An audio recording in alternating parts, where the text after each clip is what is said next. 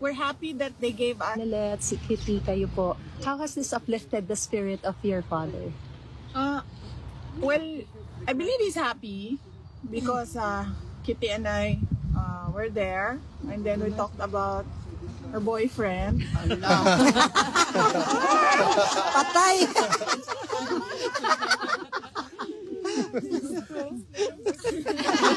Nag-blush! Thank you. Bibi, Marlica po. Yes, Mama. Kumusta po si PRRD at this point in time? Okay naman siya. Okay siya. Kitty gave him a massage. Wow! And then Kitty, ikaw na magsabi. Well, yung mga Na ano siya, na speechless siya sa boyfriend. Hindi ata rin. Ano sabi ni Daddy? So ayun, I was updating him with the situation with our families, and is happy to hear that we are all doing well, that we are all okay, that we are continuing to pray for him. And ayun, mga positive things lang. We are telling him things that will uplift his spirit and things that will give him strength while he is inside. Nice. May advice pa siya sa'yo? Secret mo. May mga bilin siya. Boyfriend. May mga bilin siya, pero sa sunod na. Secret mula.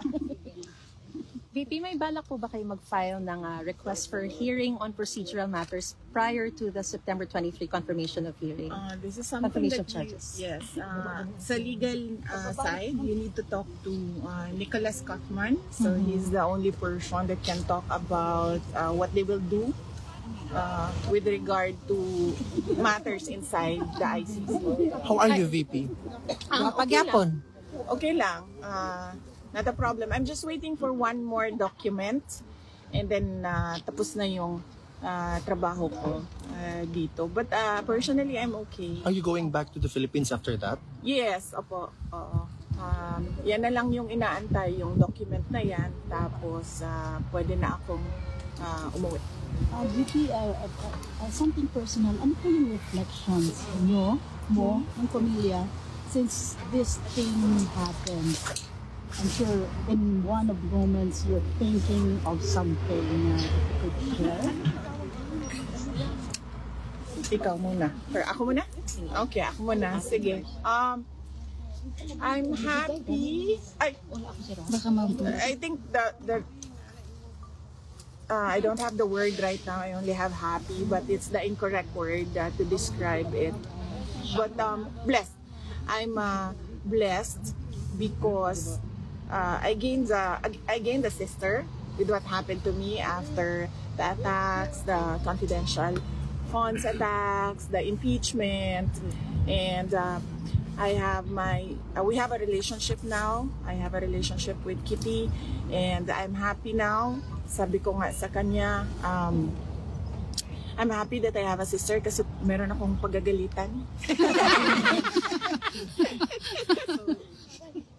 Growing up, wala akong ganun, but meron ako niyan ngayon, pinagagalitan na kapatid. And then, I'm happy as well.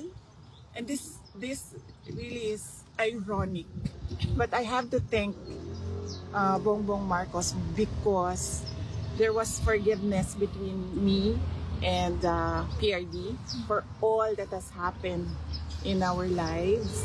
And we have a relationship now, a father-daughter relationship, since we cannot discuss anything legal anymore because it is understood inside that only the lawyers can discuss legal matters with the former president. So we only discuss about the family, and this has been one of the longest meetings I have had with the former president. Growing up, he was always busy with work, he was always busy with the country, and now I have this every day with him, talking about life, talking about family, and for that, I feel like I am blessed. Bless. Yeah. Because at this point, he's already 80 and he's already retired. But going back as mayor, baka mabisi na naman siya sa kanyang trabaho. So, meron kaming, nabigyan kami ng ganitong time na makapag-usap as a father-daughter. Yeah. Nice kaayo. Yes, It's- yeah. Sad lang that it has Yeah. to happen inside. Yeah. See? Pero there I is decided that a good side. It's blessing. But yes, thank you sa kanya. Happy siya, ma'am. Everyday mo na Yeah. bisita. Oh yes. Yeah. You, He is really happy to see us. As I have told him, that the family has never been more united, not just with us siblings, but with everyone else in the family. So, he's happy to hear that. And not just us, sa mga supporters din. Yes, yes. I told him of that. I told him that especially on his birthday, there were people with speakers. They brought speakers and the microphone. They were singing a happy birthday song to him. He knows that, and he was very happy to hear that. And I told him of all the support everywhere in the world, from everywhere in the Philippines and everywhere in. the buffet kit, the buffet for people. There is a small, hindi naman buffet, pero parang a small, may mga sa labas ng bahay niya in Davao City, the greenhouse. Yes. People were able to set up tents there para for Nakoy TV, ma'am. Yes, I heard also. I was not able to see it, but I heard. And then may mga vitamins doon. There are snacks for people who want to stay there and watch over his house. So he's very happy and grateful to hear that. Huwag ka naman ba sinisimuli ni PRRD na dahil kasalanan mo kasi to kaya ako nandito dahil nakipag-unite ka sa Marcos? Wala. Wala. Kami na scam. Ever since. Sorry. Oh yeah. Yes. Oh, ever since, wala siyang sinabi sa akin na ganyan. Even when I ran for Vice President, ma'am, wala naman talaga siya sinabi. Sinabi lang niya, hindi na ako sasali dyan. At kayo nang magdesisyon yan. Yan lang yung sinabi niya when he was told by one of my siblings that I'm running for Vice President. And wala. That's good to know. Thank you. VP, I don't remember PRD na naninisi. Naninisi. Oo. Wala. Never. Kasi I always remember him. I don't know, Kit, with you, but I always remember him when I was growing up. He would always say, "You make your own history in this world." So you always answer to your decisions. So I think that is his philosophy as well. So he doesn't blame anyone with what happened. He always says, "I did it for my country." Yes. He always says, Repeatedly. "I did it for my country." The two boys po, are they coming? The Paulo and Baste, Yes, no? po. We're talking about Paulo and Baste. So, there are plans naman. We arrange this pag-aalis yung isa, may dadating na naman na isa. So, as of now, we are arranging all the dates since most of them are busy with the Campaign. VP, pardon me. I understand this is something legal, but we just want to hear your side. Kasi po, sabi po ni Attorney Kaufman, tinatrabaho na raw po yung interim release. Meron pa po ba kayong nakikitang balakid before filing one, or how soon will you file this? At sa Pilipinas niyo po ba gustong ma-release ang... of course, may panawagan kayo na bring him home to the Philippines, to Davao City. But just for the record, we just want to hear if sa Pilipinas niyo po gusto siyang ma-release, kasi may sinasabi po yung palasyo. And let me quote, does it mean that we have to recognize that ICC has jurisdiction over the Philippines? I believe the family of the former President Duterte is asking and praying from the Supreme Court that the government should not cooperate with the ICC. So it means that if we will not cooperate with the ICC, even that prayer or even that manifestation of the ICC will not take cognizance of that regarding or relating to the request to have him released in the Philippines. With regard to the interim release, no, I do not know really, truly, honestly, I do not know what the steps are the lawyers are doing with regard to the interim release. But as I told you before, I fear for his life in the Philippines. But we follow what the client wants, what the President Duterte wants, and he wants to go home. To the Philippines. Yes. and everyone wants him to go home to the Philippines. And the Buenos want him to go because they will be his mayor. Yes. For the next 3 years. But with regards to what the palace said, ma'am, yung sinasabi po nila na kapag yun po yung hihilingin, does this mean that we have to recognize the ICC, that it has jurisdiction over the Philippines? Wala na nga pong jurisdiction sila. Wala naman po kami hinihingi sa palace. We did not ask for the palace for anything. So I do not know what they are talking about. Ma'am, I think the context po is kapag inirelease sa Pilipinas ang isang detainee, kailangan sumunod sa lahat ng kondisyon ng ICC yung bansang pagdadalhan ng detainee po. And in this case, if he will be released to the Philippines, then they should follow all the conditions of the ICC. And in that case, this would mean parang nasa jurisdiction pa rin tayo ng ICC. Well, that is something that they have to think about. The administration has to think about what their next steps are. So they should not ask the family, they should not ask the Filipino people on what their next steps are with regard to the talk on the return of former President Duterte to the Philippines.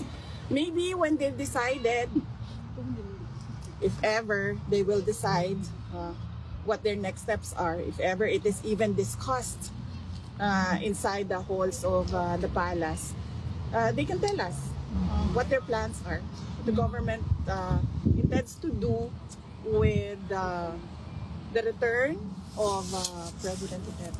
Ma'am, on a different note, were your mother, Elizabeth Zimmerman, able to visit the former president? My mother, she doesn't want that she be talked about or discussed in interviews, so let's keep our privacy.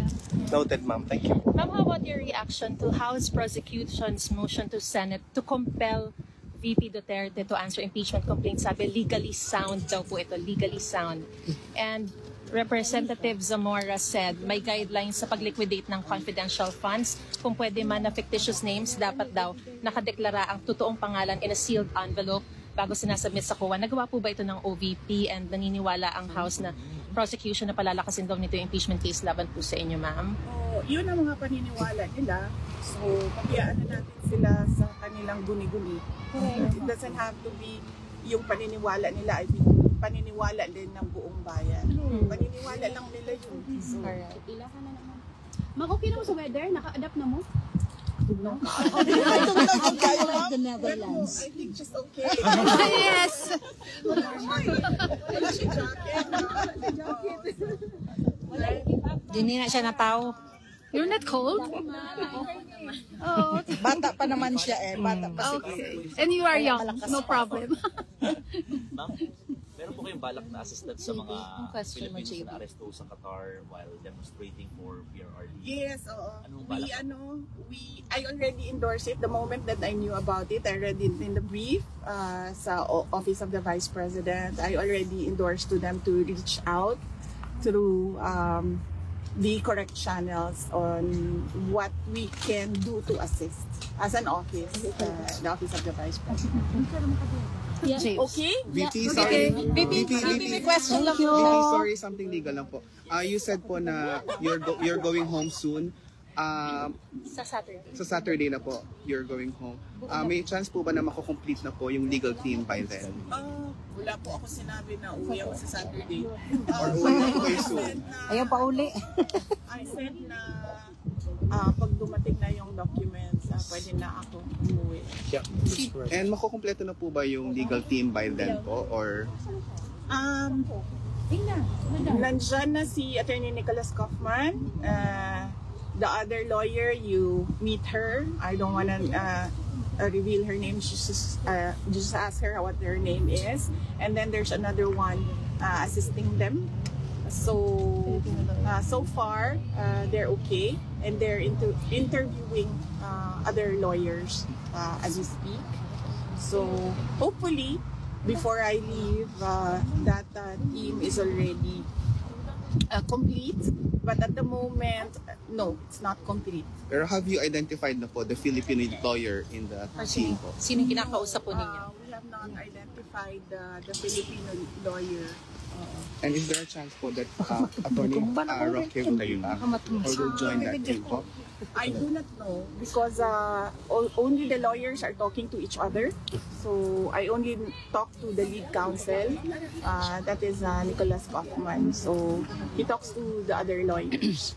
Ma'am, I have a question. May message po ba si former president sa mga supporters niya right now, or is it still Yes, the same? May message siya para sa supporters. So of course, he just wants to extend his gratitude to all of his supporters from all over the world, and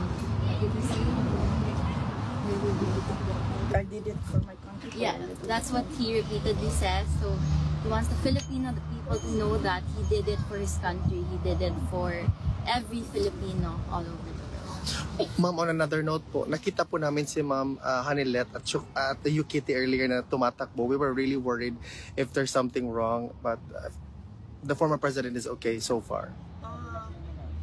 I don't know. I did not see Yeah, them Vic, running, so We saw. We're Okay. afraid to run out of time. Okay. The visits are limited. That's good to know. Just to clear things out. Thank you so much. Yeah. Final question ako siguro, VP, ano? You come here on a different circumstance. What would you bring home? What you've learned from the Netherlands? And meron bang thoughts na tumatakbo sa isip mo na sana hindi na lang nag-national politics si dating Presidente Duterte and you wouldn't have been here In this kind of circumstance. on this different circumstance? I really believe that it's futile to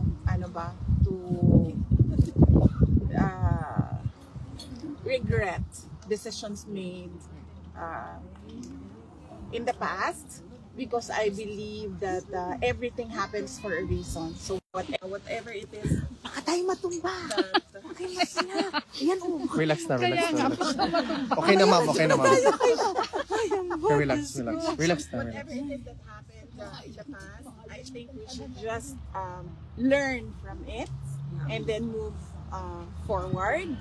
So what is my takeaway for the Netherlands? Unang-una, ma'am, ang dami nilang options dito. Meron silang tram. Tram is it? Yes, ma'am. Yes, that's correct. Yes, meron silang tram. Meron bus, and then meron silang train, and then they can bike, and then Meron ding they metro, can ma'am. walk, Metro and also. metro.